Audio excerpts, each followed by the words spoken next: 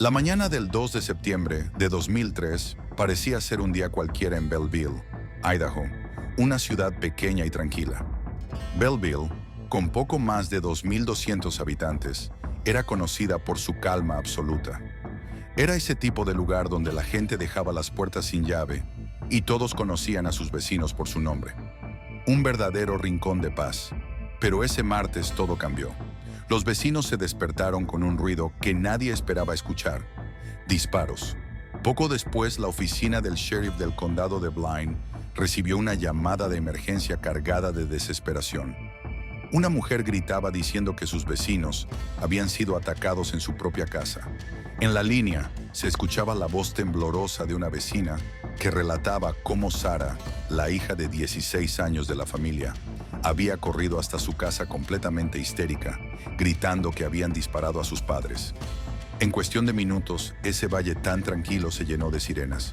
Patrullas y ambulancias llegaron a toda velocidad a la casa de los Johnson, y lo que encontraron allí fue algo que nadie podría haber imaginado. Diane Johnson, de 52 años, estaba en su cama con un disparo en la cabeza. Su esposo, Alan, de 46 años, yacía en el suelo al lado de ella, con un disparo fatal en el pecho. Había sangre en las paredes, en el piso e incluso en el techo. Era una escena de puro horror. Sara, la hija adolescente de la pareja, estaba completamente fuera de sí.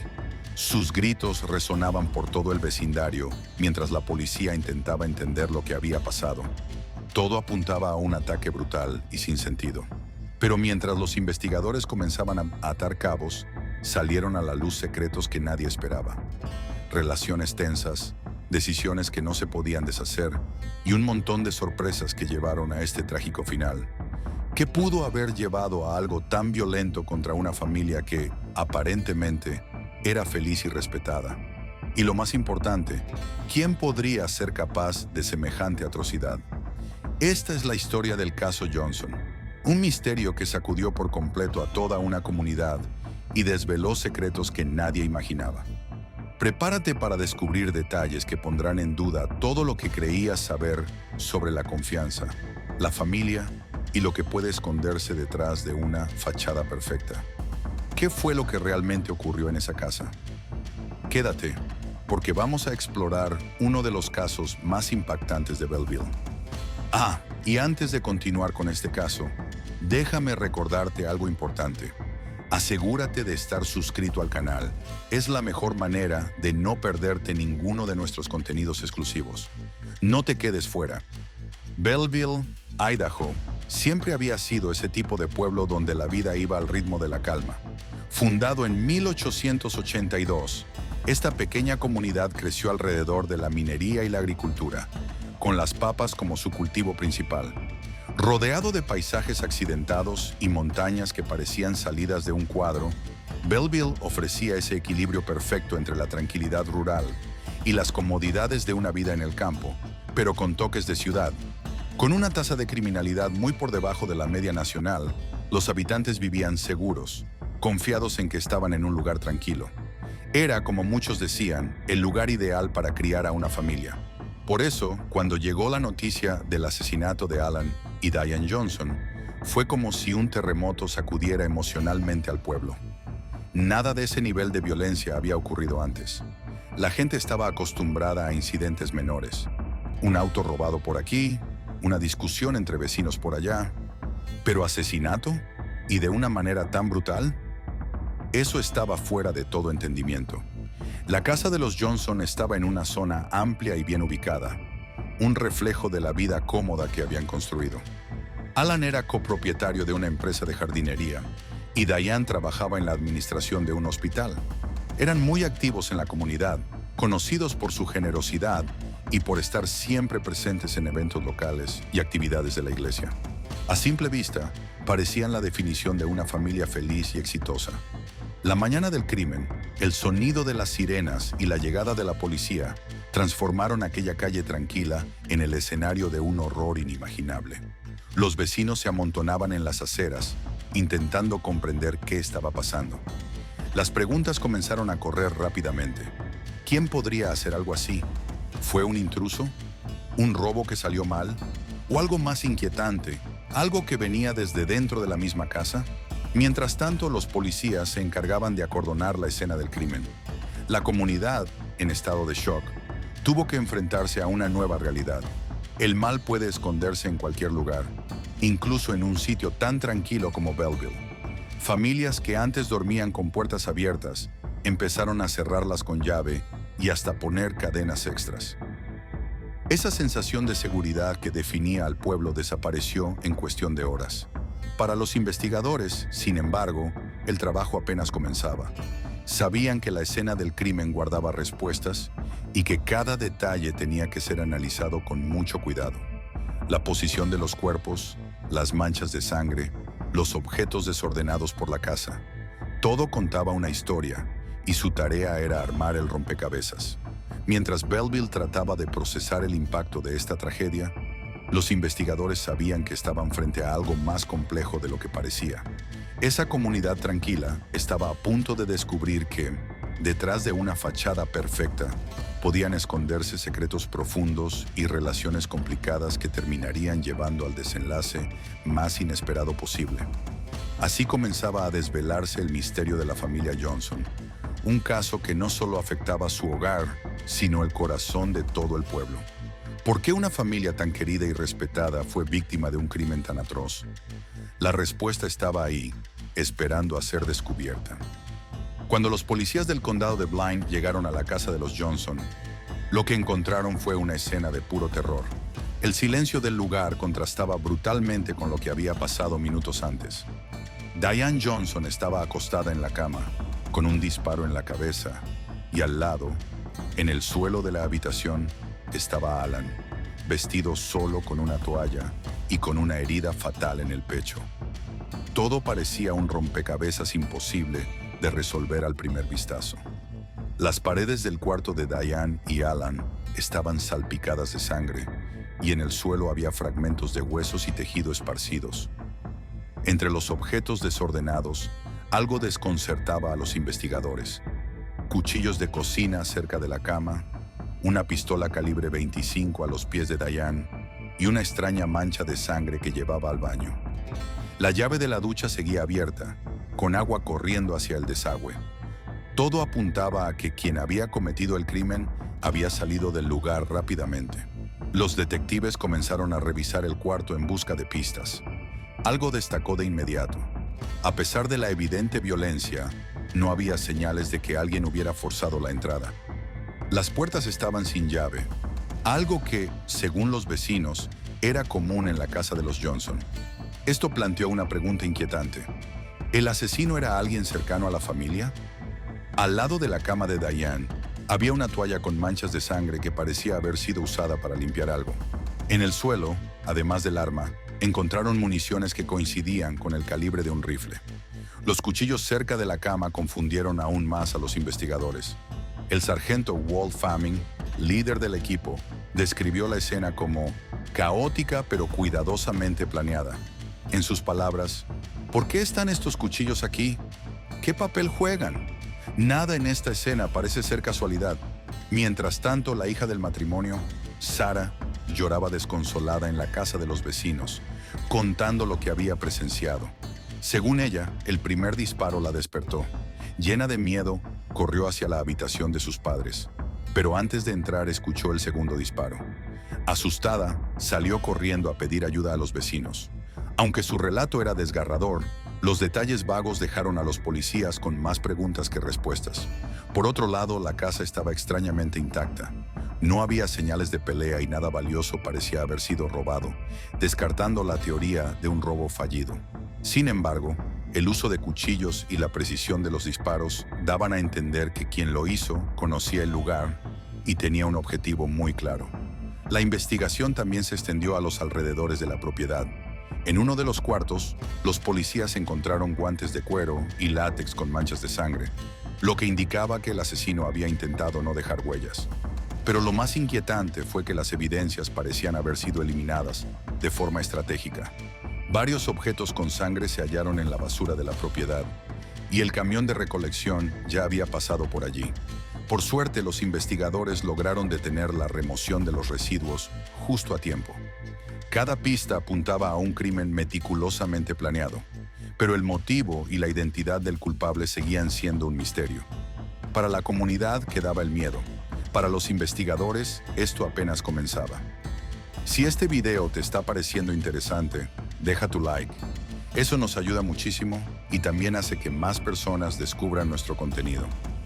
Con la escena del crimen acordonada y las evidencias siendo recolectadas, los investigadores comenzaron a armar sus primeras hipótesis. De entrada, todo apuntaba a que podía tratarse de un caso de homicidio seguido de suicidio. Esta conclusión rápida se basaba en la posición de los cuerpos y la presencia del arma en la habitación.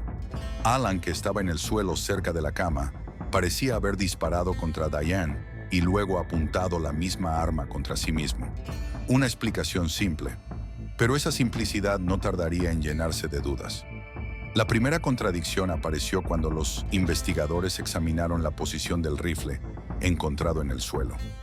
El ángulo del disparo y la ubicación del arma no coincidían con la idea de que Alan se hubiera quitado la vida. Además, las salpicaduras de sangre en la escena sugerían que él estaba de pie cuando fue alcanzado por el disparo, descartando la posibilidad de un disparo autoinfligido.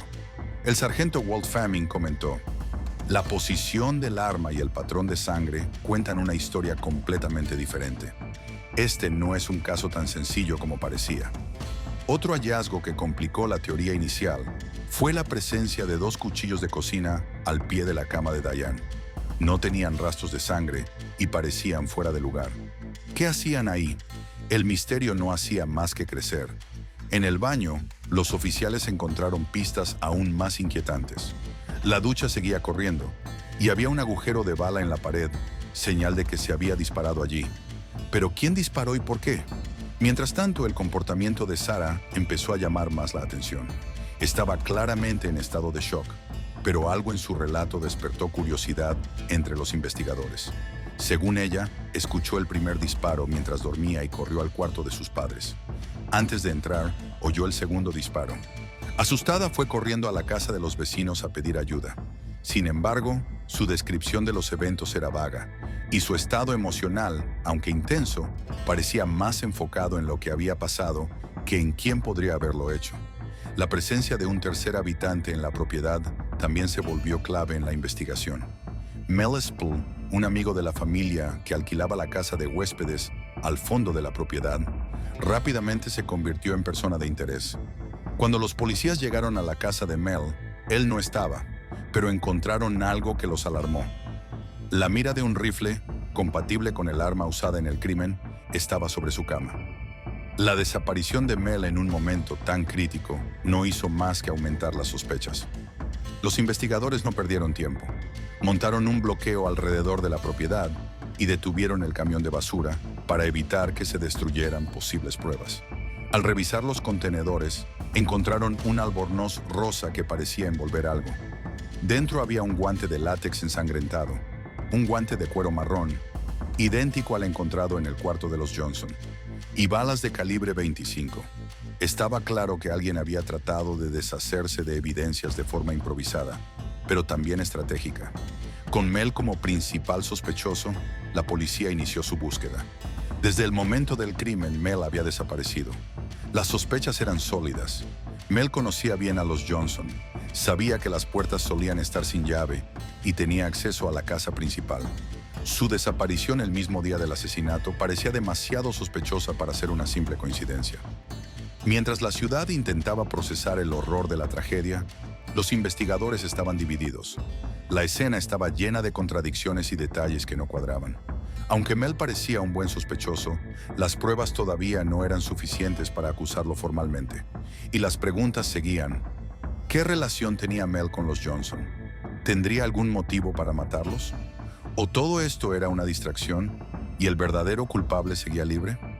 Conforme las pruebas forenses eran enviadas a análisis, el caso empezaba a complicarse aún más. Y mientras la búsqueda de Mel continuaba, los investigadores sabían que debían considerar todas las posibilidades, incluyendo la más inquietante. ¿Y si el culpable estaba mucho más cerca de lo que pensaban? Mientras seguía la búsqueda de Mel Spell, otra figura empezó a destacar en la investigación. Bruno Santos, el novio de Sarah Johnson. Bruno, que tenía 19 años en ese momento, era conocido en la comunidad por su personalidad polémica y un historial de pequeños delitos, incluyendo su relación con las drogas. Lo que preocupaba aún más era que vivía en el país de manera ilegal, lo que lo ponía en el centro de atención como un posible sospechoso. Bruno se había convertido en un punto de conflicto en la vida de la familia Johnson. Alan y Diane estaban muy preocupados por la influencia que tenía sobre Sarah.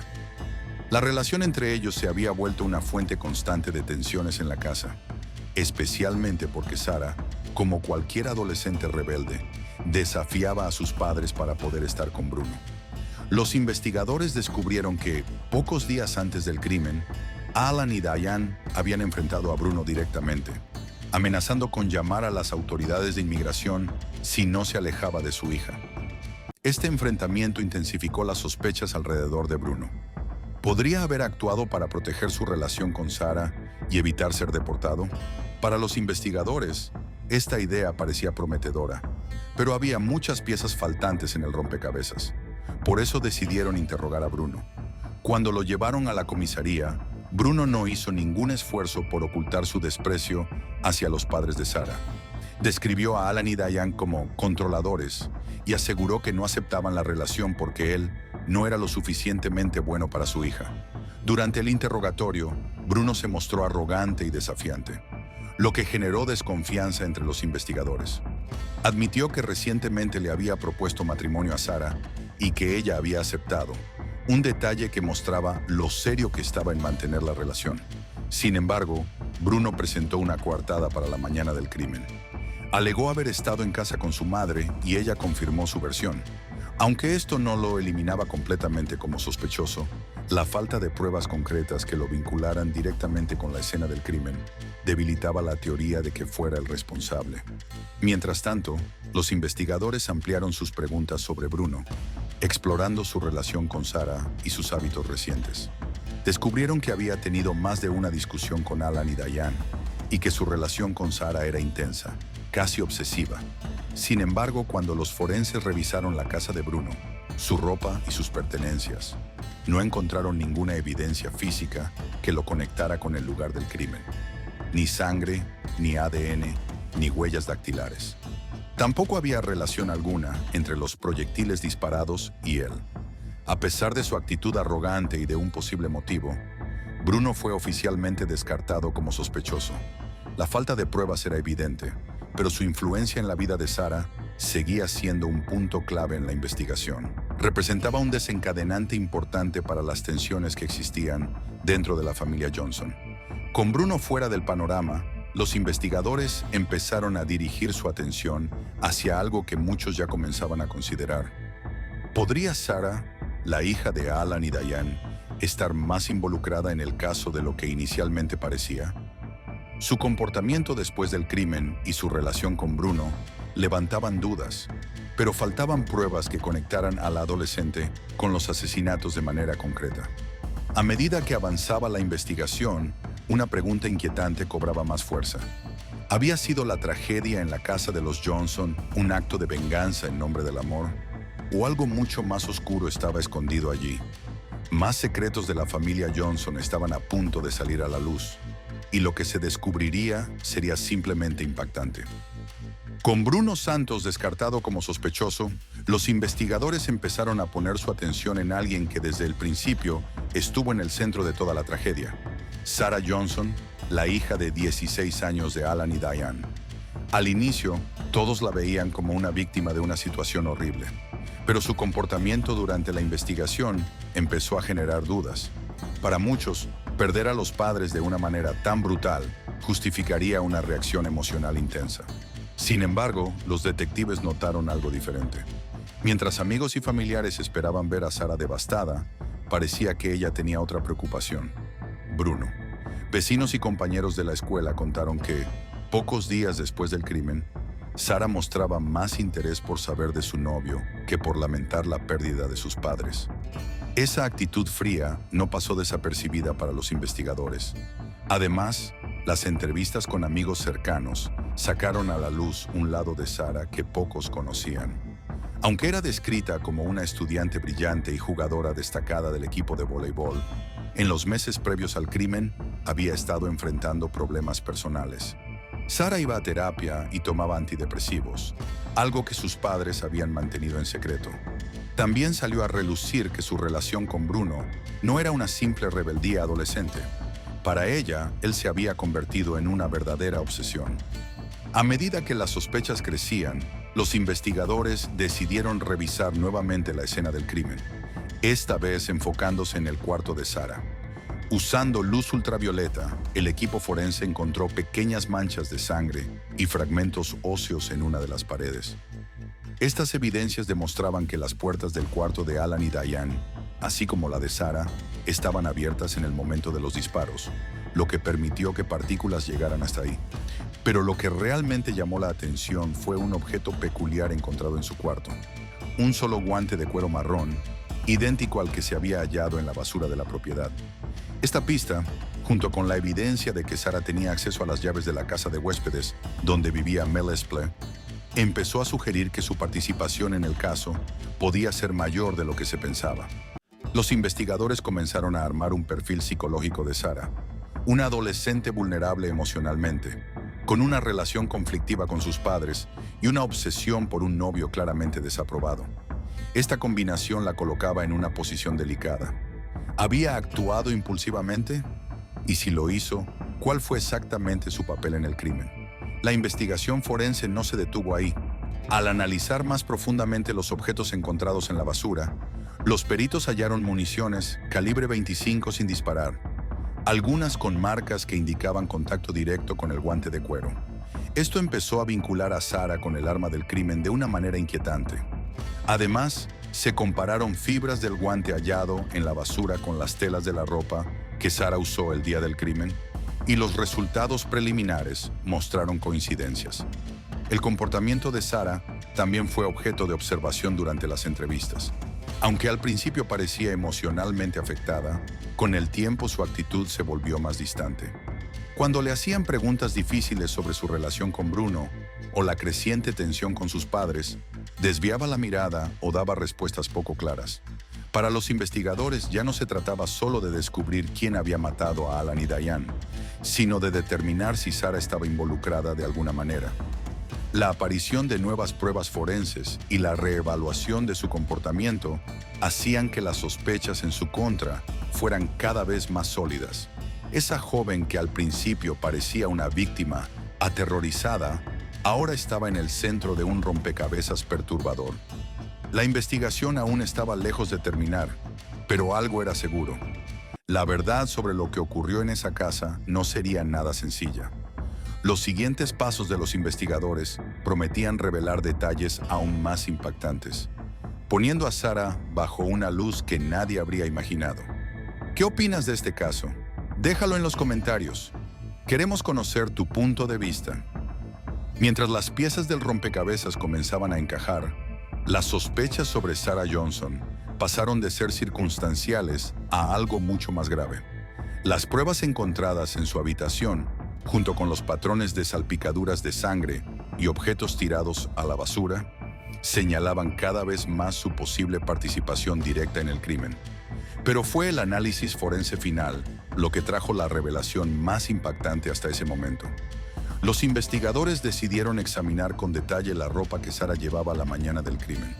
Su pijama fue sometido a pruebas con luz ultravioleta y ahí se encontraron patrones de salpicaduras de sangre de alta velocidad en la parte trasera, algo que encajaba con alguien presente en la misma habitación cuando se realizaron los disparos. Además, se detectaron restos de pólvora en su ropa, un detalle que era simplemente imposible de ignorar. El golpe final llegó con el análisis de unos guantes encontrados en la basura. Dentro del guante de látex ensangrentado, los peritos identificaron ADN que coincidía con el de Sara. Y no solo eso, la tinta presente en el guante era la misma que la del forro del pijama que llevaba puesto, lo que indicaba que había manipulado directamente objetos clave relacionados con el crimen. Estos resultados no dejaban lugar a dudas. Sara no era simplemente una testigo aterrorizada, sino una participante activa en lo que ocurrió esa mañana. Confrontada con estas nuevas pruebas, Sara mantuvo una calma que dejó desconcertados a los investigadores. Negó una y otra vez cualquier implicación y se mantuvo firme en su versión de que había huido tras escuchar los disparos. Pero los patrones de sangre en su ropa contradecían su historia. ¿Cómo podían estar esas salpicaduras de alta velocidad en su espalda si ella no estaba en la escena? Y, aún más inquietante, ¿cómo apareció su ADN dentro de un guante usado para encubrir el crimen? Al mismo tiempo, los investigadores empezaron a explorar el posible motivo detrás de las acciones de Sara. Amigos y familiares describieron cómo su relación con Bruno había cambiado su comportamiento. Pasó de ser una hija obediente y responsable a una adolescente rebelde y desafiante. Los constantes conflictos con sus padres, que culminaron en la prohibición de ver a Bruno, parecían haber sido la chispa que encendió su ira. Los investigadores comenzaron a construir una teoría. Sara, consumida por la frustración y su deseo de estar con Bruno, habría planeado el crimen como una forma de librarse del control de sus padres. La figura de Bruno como alguien central en su vida, combinada con los recientes enfrentamientos familiares, parecía ser el detonante de su decisión. Además, el hallazgo de una gorra de baño atascada en el desagüe del baño fue la pieza que terminó de vincular a Sara con el intento de destruir pruebas. Al recuperarla, encontraron residuos de pólvora y rastros de sangre, conectando directamente a la adolescente con los disparos. Para los investigadores, el caso estaba claro.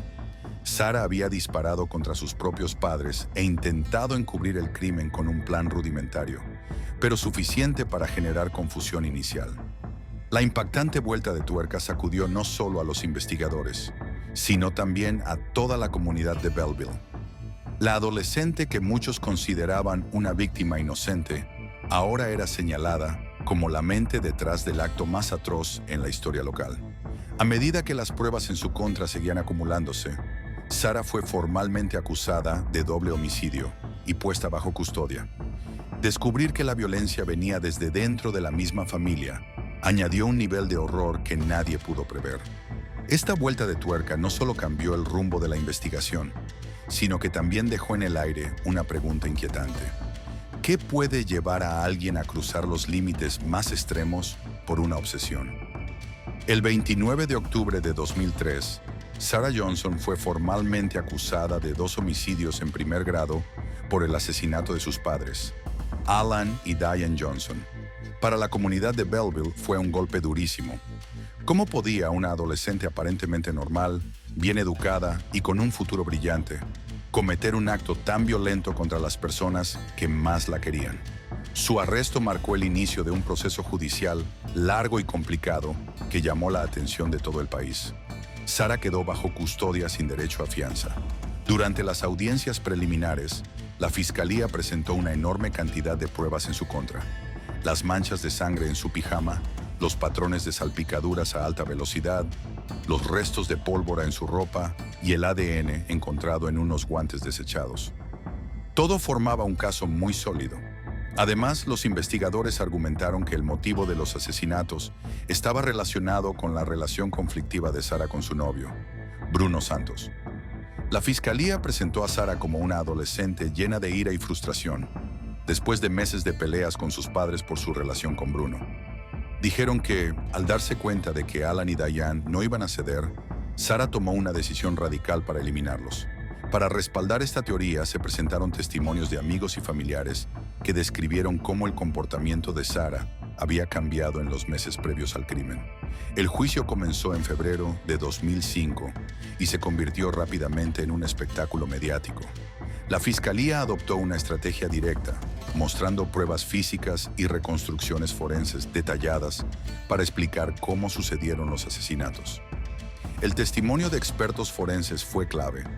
Describieron cómo los patrones de sangre y la posición de los cuerpos coincidían con una ejecución planeada. El arma del crimen, un rifle calibre 25, estaba directamente vinculada a Sara a través de restos de ADN encontrados en los guantes usados para manipularla. Mientras tanto, la defensa intentó proponer otra versión de los hechos.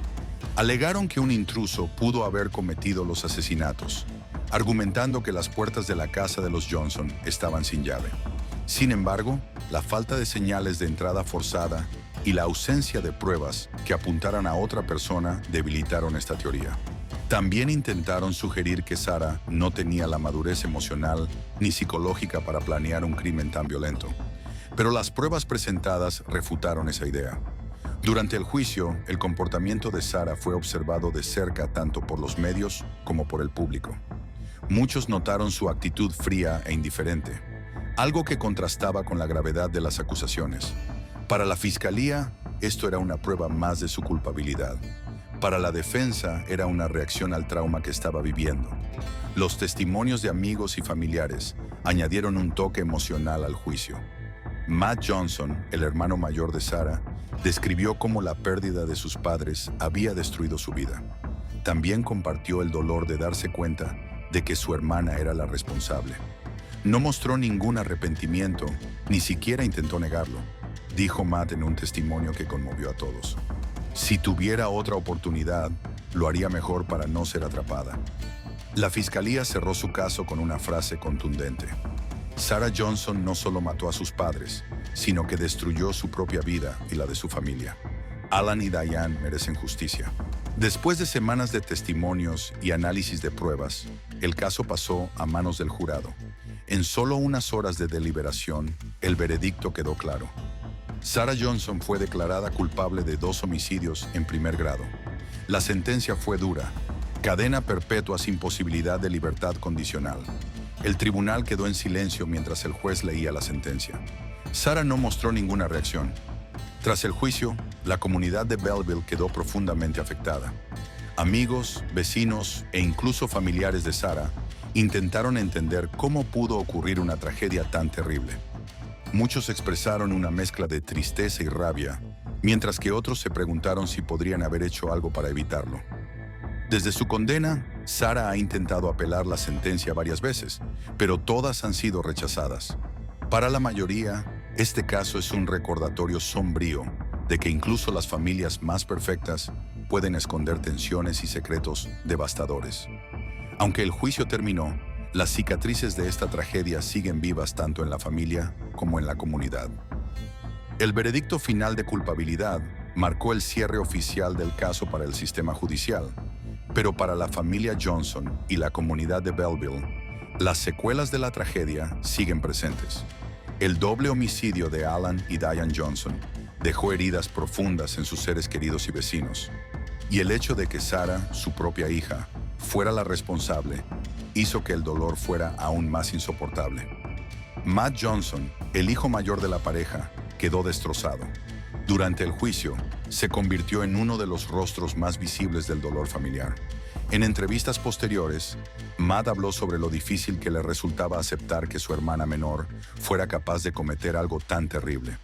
Declaró públicamente: "Perdí a mis padres y también perdí a mi hermana. Ella destruyó nuestra familia". Además, resaltó la falta de arrepentimiento de Sarah, diciendo: "Si mostrara aunque sea un poquito de remordimiento, sería distinto, pero ni eso hemos visto". La abuela materna, Pat, también habló tras el juicio. A pesar de la gravedad del crimen, afirmó que aún amaba a Sarah, pero lamentaba profundamente lo sucedido. "Amo a mi nieta, pero tiene que pagar por lo que hizo. Perdimos a Alan y Diane, y ahora también perdimos a Sarah. Es un dolor que no tiene fin". Otros miembros de la familia, como Lynn, la tía de Sarah, fueron más contundentes en sus sentimientos.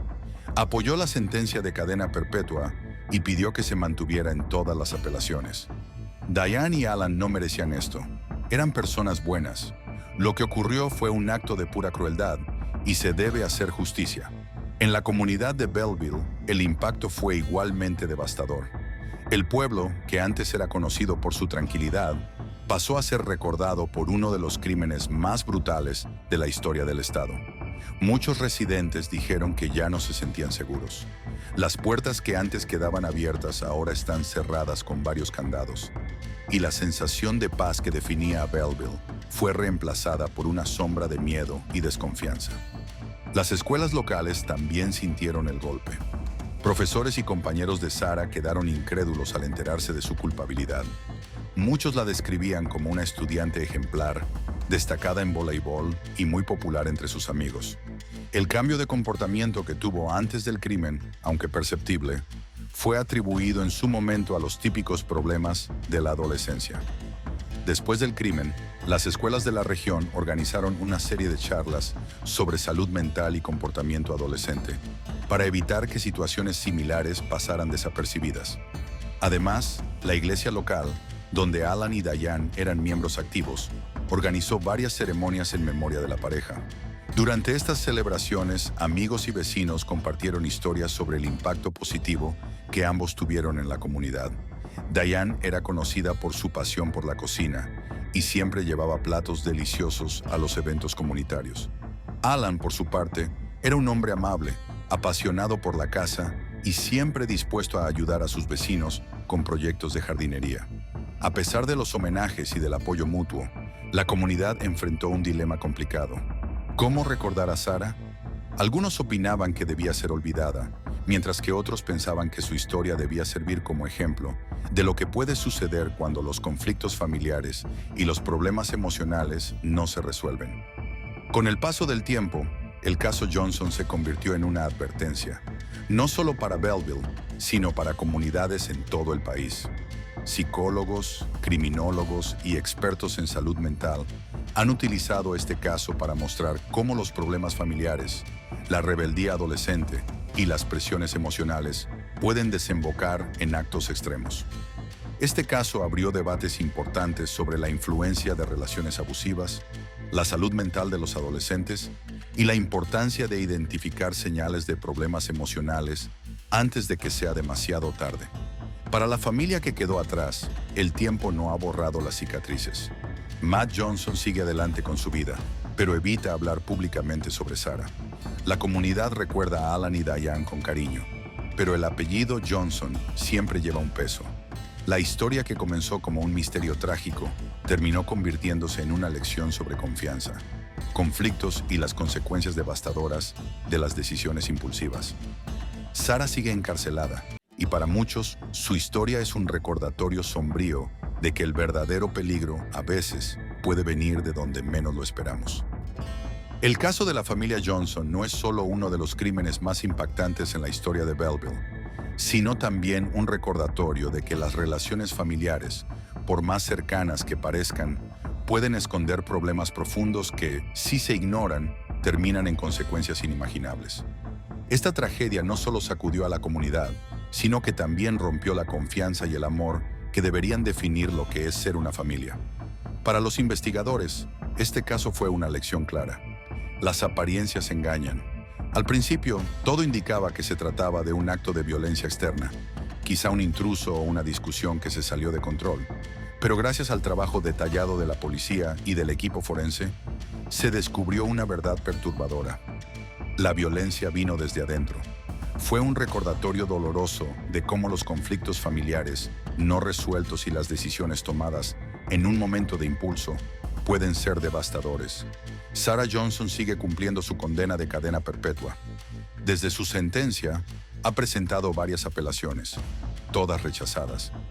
Para muchos, esto es un símbolo de justicia, pero no logra aliviar la pérdida de Alan y Diane, ni reparar el daño que este caso causó a la familia y a la comunidad. Con el paso del tiempo, el caso Johnson sigue siendo un oscuro ejemplo de lo que puede suceder cuando las tensiones y las emociones no se controlan a tiempo. Este caso también puso sobre la mesa temas muy importantes. Abrió debates sobre la salud mental en adolescentes, los peligros de relaciones tóxicas y la importancia de detectar señales de alerta antes de que sea demasiado tarde. Para criminólogos y psicólogos, es un ejemplo claro de cómo pequeñas cosas pueden acumularse y terminar en tragedias irreparables. Para la comunidad de Belleville, el apellido Johnson es una carga difícil de llevar. Por un lado, está el recuerdo de Alan y Diane, personas queridas, amigos leales y padres dedicados. Por otro lado, está Sarah y el acto que destruyó no solo a su familia, sino también la tranquilidad de toda una ciudad. Para muchos, superar este trauma sigue siendo un desafío enorme. Al cerrar esta historia, es inevitable pensar en el impacto que estos eventos dejaron en todos los que estuvieron involucrados. Sarah perdió más que su libertad. Perdió a su familia, su juventud y cualquier oportunidad de redimirse para la mayoría de las personas. Belleville, por su parte, perdió esa sensación de ser un lugar seguro, marcado ahora por una tragedia que será recordada por generaciones. Y ahora queremos saber tu opinión. ¿Qué crees que pudo haberse hecho para evitar esta tragedia? ¿Piensas que hubo señales que se pasaron por alto? Déjanos tu comentario aquí abajo y comparte tus pensamientos. Nos interesa escuchar lo que tienes que decir. Si te gustó este video y quieres seguir viendo historias impactantes como esta, no olvides suscribirte al canal, darle like al video y compartirlo con tus amigos. Además, si conoces algún caso que te gustaría ver aquí, déjalo en los comentarios. Tus sugerencias siempre son bienvenidas. Gracias por ver este video y acompañarnos en esta historia tan compleja y dolorosa. Nos vemos en la próxima y recuerda, cuídate, cuida a tus seres queridos y nunca ignores las señales de alerta a tu alrededor.